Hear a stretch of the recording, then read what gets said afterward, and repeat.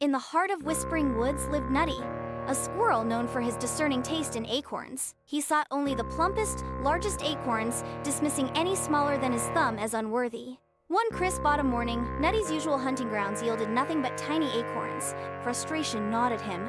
"Where are the giants?" he squeaked, his bushy tail twitching with agitation. He scampered from tree to tree, his tiny paws digging through leaf litter, his usual cheerful chirps replaced by disgruntled grumbles.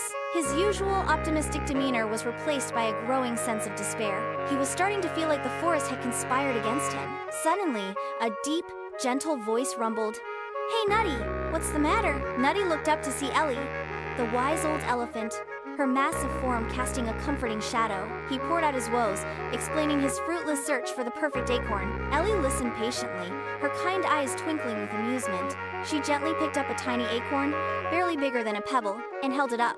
"Nutty," she said, her voice a soothing balm, "it's not about the size. Sometimes the smallest things hold the greatest value."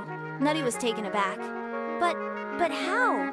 he stammered, his tiny claws nervously clutching a particularly small acorn. Ellie chuckled, a low rumble that vibrated through the forest floor.